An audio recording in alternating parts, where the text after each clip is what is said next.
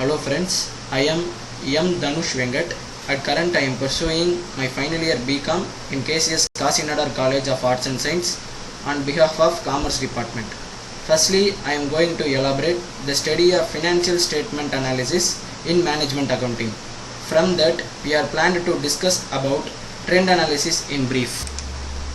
இப்போ நம்ம first meaning of financial statements அப்படின்னா என்னன்றதை பார்ப்போம். Financial statements refer to formal and original statements prepared by a business concern to disclose its financial information.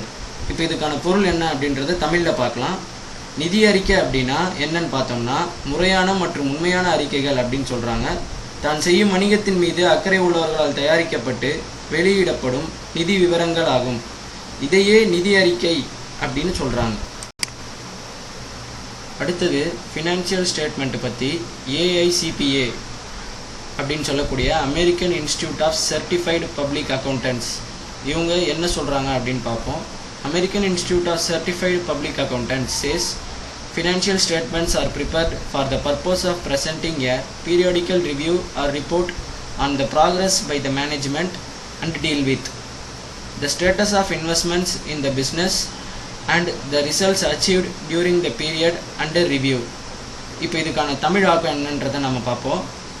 AICPA அப்படின்னு சொல்லக்கூடிய அமெரிக்க நிறுவனம் சான்றிதழ் பொது கணக்காளர்கள் என்னும் நிறுவனம் நிதி அறிக்கைகள் பற்றி என்ன சொல்கிறாங்கன்னு பார்த்தோம்னா, நிதி அறிக்கைகள் தயாரிக்கப்படுவதன் நோக்கம் என்னவென்றால் அவ்வப்போது மதிப்பாய்வு அல்லது மேலாண்மை மற்றும் அதன் சமாளிப்புகளுக்கான முன்னேற்ற அறிக்கை வழங்குவதே.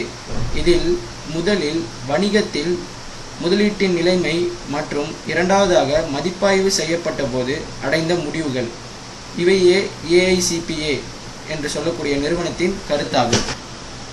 இப்போ மீனிங் ஆஃப் ட்ரெண்ட் அனாலிசிஸ் பார்க்கலாம். Trend signifies a tendency, and as such, the review and appraisal of tendency in accounting variables are nothing but trend analysis. Trend analysis is carried out by calculating trend ratios, percentage, and or by plotting the accounting data on graph paper or chart. Trend analysis is significant for forecasting and budgeting. Trend analysis discloses the charges in financial and operating data between specific periods. இப்போ இந்த meaning of trend analysis அப்படின்றதுடைய தமிழ் ஆக்கம் என்னன்றதை பார்ப்போம். Trend analysis Tamil என்னன்னு பார்த்தோம்னா போக்கு பகுப்பாய்வு. போக்கு பகுப்பாய்வு என்பது போக்கு மற்றும் அதேபோல் மதிப்பாய்வு மற்றும் கணக்கியல் மாறிகளின் மதிப்பீடு போக்கு போன்ற அனைத்தையும் உள்ளடக்கியதே போக்கு பகுப்பாய்வு அப்படின்னு சொல்கிறாங்க. போக்கு பகுப்பாய்வு போக்கு விகிதத்தை அதாவது சதவீதத்தை அடிப்படையாக கொண்டு கணக்கிடப்படுகிறது. இல்லையெனில் வரைபட காகிதம் அல்லது விளக்கப்படத்தை பயன்படுத்தி கணக்கியல் தரவு திட்டமிடப்படுகிறது. முன்னறிவிப்பு மற்றும் திட்டமிடல் இவை இரண்டிலும் போக்கு பகுப்பாய்வு குறிப்பிடத்தக்க பங்காற்றுகின்றன. போக்கு பகுப்பாய்வு குறிப்பிட்ட காலங்களுக்கு இடையில் நிதிநிலைக்குரிய கட்டணங்கள் மற்றும் இயக்கத்தரவு போன்றவற்றை வெளிப்படுத்துகிறது. இதுவே ட்ரெண்ட் அனாலிசிஸ் என்னும் போக்கு பகுப்பாய்வு என்பதாகும். இப்போ ட்ரெண்ட் அனாலிசிஸை எக்ஸிக்யூட் பண்ணுற மாதிரி ஒரு சம் பார்க்க போகிறோம் வித் சொல்யூஷனோட. From the following balance sheet extracts compute trend percentages and comment on the liquidity position of X limited. You may take 1990 as base year. இதுதான் கொஷின். ஸோ கொஷின்லேயே மென்ஷன் பண்ணியிருக்காங்க என்னென்னு பார்த்தீங்கன்னா 1990 பேஸ் இயராக அதாவது அடிப்படை வருஷமாக எடுத்துக்க சொல்லியிருக்காங்க. இப்போ ஓவராலாக பார்த்தோம்னா 6 years கொடுத்துருக்காங்க. அதாவது 1990 to 1995 1990 1995 வரைக்கும் மொத்தமாக கால்குலேட் பண்ணி பார்த்தா 6 years கொடுத்துருக்காங்க. 6 yearsக்கும் தனித்தனியாக இண்டிவிஜுவலாக 4 டைப்ஸ் ஆஃப் டேர்ம்ஸில் மென்ஷன் பண்ணி அமௌண்ட் இண்டிவிஜுவலாக 6 yearsக்கும் கொடுத்துருக்காங்க. இப்போ அந்த 4 டேர்ம்ஸ் என்னென்ன அப்படின்றத ஃபஸ்ட்டு பார்க்கலாம். ஃபஸ்ட்டு ஒன் வந்து ஸ்டாக் இருக்குது, second debtors, third cash, fourth current liabilities. இப்போ ஜென்ரலாக நம்ம பார்த்தோம்னா ஸ்டாக், டெப்டார்ஸ், கேஷ் இந்த மூணுத்தையுமே நம்ம வந்து அசட்ஸாக மட்டும்தான் கன்சிடர் பண்ணுவோம். கரண்ட் அசட்ஸாக. ஸோ கரண்ட் லயபிலிட்டிஸ் வந்து ஃபைனலாக கொடுத்துருக்காங்க. இப்போ நம்ம சொல்யூஷன் எப்படி போடுறது அப்படின்றத பார்க்கலாம். First and foremost step for starting solution என்னன்னு பார்த்தீங்கன்னா, எந்த லிமிடெட் அல்லது கம்பெனிக்கு நம்ம 10% கண்டுபிடிக்க போகிறோம் அப்படின்றத எழுதணும். ஸோ இப்போ இந்த சம்மில் நம்ம எக்ஸ் லிமிடெட் அப்படின்ற ஒரு லிமிட்டடோட 2% தான் கண்டுபிடிக்க போகிறோம் அப்படின்றத முதல்ல எழுதிடணும். அடுத்ததாக 3 காலம்ஸாக பிரிச்சுக்கோங்க. ஃபஸ்ட்டு காலம் பர்டிகுலர்ஸ் அப்படின்னும், செகண்டு காலம் இயர் எண்ட் அப்படின்னும், அண்டு தேர்டு ஃபைனல் காலமை 2% பேஸ் இயர் 1990 அப்படின்னு பிரித்து வச்சுக்கணும்.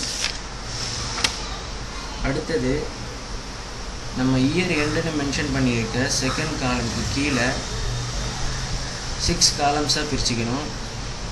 எப்படின்னா 1990, 1991, 1992, 1993, 1994, 1995 அப்படின்னு பிரிக்கணும். செகண்ட் காலமாக எப்படி 6 காலம்ஸாக பிரித்தோமோ அதே மாதிரி எந்த மாற்றமும் இல்லாமல் 10% பேஸ் இயர் 1990 தேர்டு காலம் பிரிச்சிருப்போம்.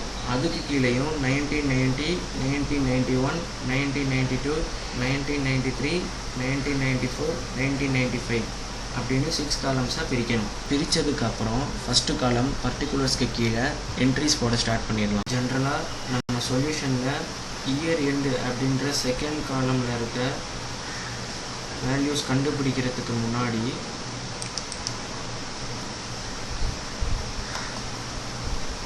கொஷினில் கொடுத்துருக்க அந்த 4 என்ட்ரி, அதாவது stock, debtors, cash, current liabilities, இந்த 4 என்ட்ரிக்கும் கொடுத்துருக்கக்கூடிய 6 இயர்ஸ்க்கான அமௌண்ட் வேல்யூவையும் தனித்தனியாக 1000ஆல் வகுக்கணும், அதாவது டிவைட் பண்ணி வச்சுக்கணும். டிவைடு பண்ணதுக்கு அப்புறம் வரக்கூடிய அமௌண்ட் வேல்யூ எவ்வளவு அப்படின்றத தனித்தனியாக சம்மந்தப்பட்ட என்ட்ரியோட வருஷத்துக்கு கீழே இந்த மாதிரி போடணும். இப்போ நான் முதலேயே சொன்ன மாதிரி கொஷினில் இருக்க ஃபஸ்ட்டு 3 கரண்ட் அசட்ஸ்க்கான என்ட்ரியை நம்ம மூணாவதாக போட்ட கேஷ் என்ற என்ட்ரிக்கு கீழே டோட்டல் கரண்ட் அசட்ஸ் அப்படின்னு ஒரு ரோ ஓப்பன் பண்ணணும். அதில் 1000ஆல் டிவைட் பண்ணி 6 இயர்ஸ்க்கும் அந்த 3 டேர்ம்ஸ்க்கும், அதாவது ஸ்டாக், டெப்டார்ஸ், கேஷ் அப்படின்ற அந்த 3 என்ட்ரிக்கும் போட்ட அமௌண்ட் எல்லாத்தையும் ஆட் பண்ணி டோட்டல் கரண்ட் அசட்ஸ் அப்படின்ற அந்த ரோலை நம்ம காட்டணும். கண்டுபிடிச்சி வச்சுருப்போம். அந்த 6 இயர்ஸோட அமௌண்ட் எல்லாத்தையும் 1000ஆல் டிவைட் பண்ணி கரண்ட் லயபிலிட்டிஸ் ரோலை போட்டதுக்கு அப்புறம் டோட்டல் கரண்ட் அசட்ஸில் இருக்க அமௌண்ட்டோட சப்ஸ்ட்ராக்ஷன் பண்ணி காட்டணும். அப்படி லெஸ் பண்ணி வந்த ஆன்சரை நம்ம ஒர்க்கிங் கேபிட்டல் அப்படின்னு மென்ஷன் பண்ணி எடுத்துக்கணும். இப்போது இயர் எண்டுக்கான சம்மந்தப்பட்ட ஸ்டெப்ஸ் அண்ட் ஆன்சர்ஸ் நம்ம கண்டுபிடிச்சி கம்ப்ளீட் பண்ணியாச்சு. அடுத்தது கடைசியாக நம்ம 2% பேஸ் இயர் 1990 அதை எப்படி கம்ப்ளீட் பண்ணுறதுன்னு பார்க்கலாம். 2% எப்படி போடணும்னு பார்த்தீங்கன்னா, ஸோ அதுலேயே 2% பேஸ் இயர் 1990 அப்படின்னு தந்திருக்காங்க. ஸோ நம்ம அந்த 1990ன்ற பேஸ் இயரில் இருக்க அமௌண்ட் வேல்யூஸை பேஸ் அமௌண்ட்டாக வச்சு தான் ஓவரால் எல்லாமே கண்டுபிடிக்க போகிறோம். ஃபஸ்ட்டு இயர் எண்டுன்ற காலமில் 1990ல் இருக்க 150ன்றது தான் ஸ்டாக்குக்கான பேஸ் அமௌண்ட் வேல்யூ. இப்போது இந்த 150யை வச்சு 1990 to 1995 வரைக்கும் இருக்கக்கூடிய ஸ்டாக் அமௌண்ட் வேல்யூஸ் எல்லாத்தையும் 150ன்ற 1990ல் இருக்க பேஸ் அமௌண்ட் வேல்யூவால் டிவைட் பண்ணிவிட்டு உடனே 100ஆல் மல்டிப்ளை பண்ணணும். பேஸ் இயர் 1990, பட் உள்ளே இருக்கக்கூடிய டேர்ம்ஸ்னு பார்த்தா stock, debtors, cash, total current assets, current liabilities, working capital, இப்படி இது எல்லாத்துக்கும் பேஸ் இயர் 1990 அப்படின்றது தான் காமன் சேம் தான். பட் 1990 அப்படின்ற இயரில் இருக்கக்கூடிய இந்த different terms of entries of amount value மட்டும் சேஞ்ச் ஆகும் for every terms of entry. So அதுக்கு தகுந்த மாதிரி அமௌண்ட் வேல்யூவை அப்ரோப்ரியேட்டாக கொடுத்துருக்கிறதுல மாற்றி போட்டு கரஸ்பாண்டிங் இயர்ஸ் ஃப்ரம் 1990 to 1995 வரைக்கும் and corresponding entries from stock to working capital வரைக்கும் கண்டுபிடிச்சி 2% பேஸ் இயர் 1990ன்ற காலமில் என்ட்ரிஸ் போட்டு சம் கம்ப்ளீட் பண்ணணும். That's all. Thank you very much.